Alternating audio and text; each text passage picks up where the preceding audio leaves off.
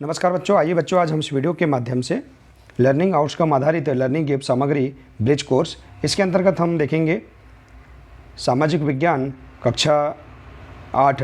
इसमें दिया है शासक और इमारतें। तो देखिए बच्चों, हम यहाँ पर जो विषय वस्तु दी गई है इसे हम अच्छे से पढ़ लेंगे।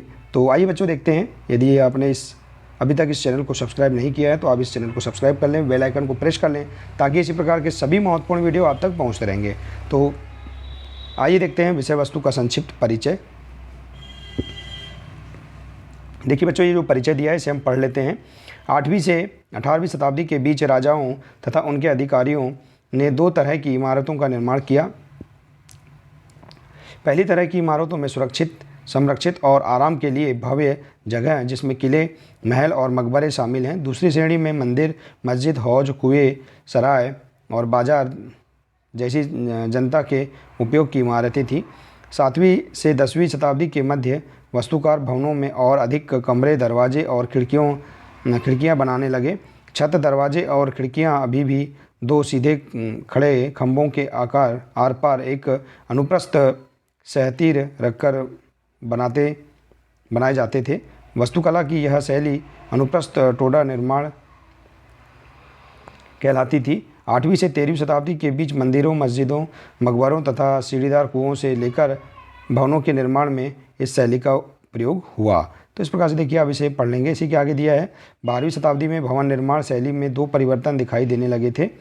देखिए, दरवाजा और खिड़कियों के ऊपर अधिरचना का भार कभी कभी मेहराबों पर डाल दिया जाता था। वास्तुकला का यह चापाकार रूप था। और दूसरा है, निर्माण कार्य में चूना पत्थर, सीमेंट का प्रयोग बढ़ गया। इसकी वजह से विशाल ढांचों का निर्माण सरलता से और तेज़ी से होने लगा। तो इस प्रकार से आप इसे पढ़ लेंगे। ठीक है बच्चों, आइए बच्चों इसी प्रकार से हम देख लेते हैं। मंदिरों और मस्जिदों का निर्माण बहुत सुंदर तरीके से किया जाता था क्योंकि वे उपासना के स्थल थे। वे अपने संरक्षक की शक्ति, धन, वैभव तथा भक्ति भाव का भी दर्शन करते थे। उदाहरण के लिए राजराजेश्वरी मंदिर को लिया जा सकता है। इस मंदिर का निर्माण राजा राजदेव ने कराया था। इस मंदिर का शिखर उस समय के मंदिरों में सबसे ऊंचा था। कंदरिया महादेव मंदिर का निर्माण चंदेल राजवंश के राजा दंगदेव द्वारा किया गया, जो कि वास्तुकला का अनूठा उदाहरण है। तो इस प्रकार से आप इस विषय वस्तु को पढ़ लेंगे। इसी के अंतर्गत यहाँ दिया, देखिए, मुगल काल में वास्तुकला अधिक जटिल हो गई है।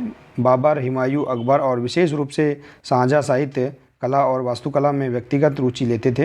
अकबर के शासनकाल में कई तरह के महत्वपूर्ण प्रयोग हुए। हुमायूं के अकबर में सबसे पहली बार दिखने वाला केंद्रीय गुंबद और ऊंचा मेहराबदार प्रवेश द्वार मुगल वास्तुकला के महत्वपूर्ण रूप बन गए। तो देखिए, इस प्रकार से इसे पढ़ लेंगे। आइए इसी के अंतर्गत हम देखेंगे, यहाँ दी गई अभ्यास वर्कशीट, इनके प्रश्नों के हम आंसर इस प्रकार से लिख सकते हैं। देखिए बच्चों, इन प्रश्नों के आंसर हम ऊपर दिए गए विषय वस्तु के परिचय से ही हम खोजकर लिख सकते हैं और इसे पूर्ण कर सकते हैं। दिया है 12वीं शताब्दी में भवन निर्माण शैली में किस प्रकार के परिवर्तन देखने को मिलते हैं। तो 12वीं शताब्दी में भवन निर्माण शैली में दो परिवर्तन दिखाई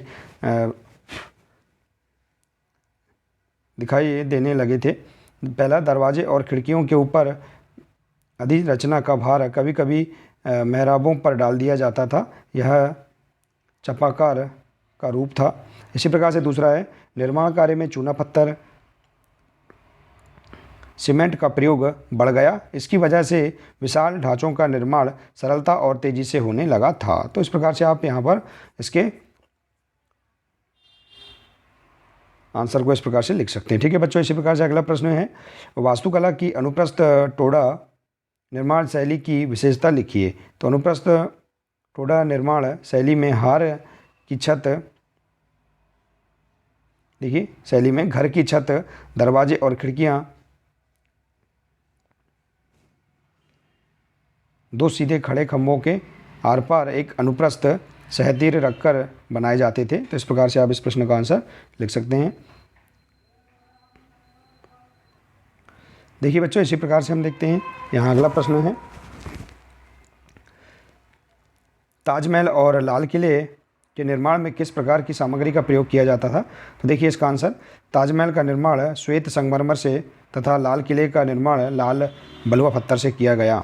है। तो इस प्रकार से आप इसका आंसर लिख सकते हैं। इसी प्रकार से देखिए अगला प्रश्न है, कंदरिया महादेव मंदिर का निर्माण किस राजा द्वारा कराया गया, वह किस स्थान पर स्थित है। तो कंदरिया महादेव मंदिर का निर्माण चंदेल राजवंश के राजा दंगदेव द्वारा किया गया था, जो खजुराहो में स्थित है। तो इस प्रकार से आप इसका आंसर लिख सकते हैं। ठीक है बच्चों, इसी प्रकार से देखिए अगला प्रश्न है, यहाँ प्रोजेक्ट कार्य दिया है। देखिए, लाल किला एवं राजेश्वर मंदिर के चित्र संकलित कर यहाँ चिपकाएं तथा उनके बारे में जानकारी प्राप्त करें। देखिए बच्चों, आप यहाँ पर कक्षा 7वीं की सामाजिक विज्ञान की पुस्तकों से भी आप यहाँ पर लाल किला और राजराजेश्वरी मंदिर के चित्र यहाँ पर संकलित करके इकट्ठा करके आप यहाँ चिपका सकते हैं, या अपनी नोटबुक में भी इसे इसका प्रोजेक्ट कार्य तैयार कर सकते हैं। ठीक है बच्चों, आइए इसी प्रकार से देखते हैं हम यहाँ पर स्व आकलन हेतु वर्कशीट। देखिए प्रश्न है, मंदिरों, मकबरों और मस्जिदों के निर्माण में इस्तेमाल की गई विशिष्ट शैलियों और तकनीक की विशेषताएं लिखिए। तो देखिए, प्राचीन काल में मंदिरों और मस्जिदों का निर्माण बहुत सुंदर तरीके से किया जाता था, क्योंकि वे उपासना के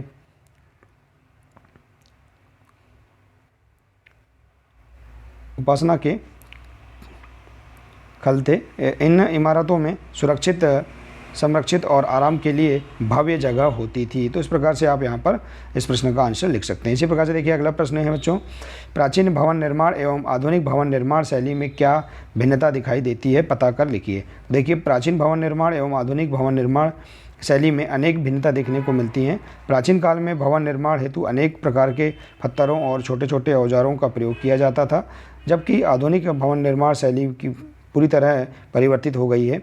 आज के युग में भवन निर्माण ईंट, सीमेंट और अनेक प्रकार की कृत्रिम औजारों से किए जाते हैं। तो देखिए, इस प्रकार से आप यहाँ पर सभी प्रश्नों के आंसर आप इस प्रकार से ऊपर दिए गए विषय वस्तु से छांटकर आप लिख सकते हैं। ठीक है बच्चों, देखिए यहाँ बहुत ही सरल तरीके से स्व आकलन हेतु वर्कशीट और अभ्यास वर्कशीट दी गई हैं, इन्हें हम बहुत ही सरल तरीके से पूर्ण कर सकते हैं।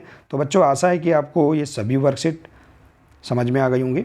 देखिए बच्चों, यदि आपने अभी तक इस चैनल को सब्सक्राइब नहीं किया है तो आप इस चैनल को सब्सक्राइब कर लें, बेल आइकन को प्रेस कर लें, ताकि इसी प्रकार के सभी महत्वपूर्ण विषय की वीडियो आप तक पहुंचते रहेंगे। तो आइए बच्चों, आज के लिए सिर्फ इतना ही है। मिलते हैं नेक्स्ट वीडियो में।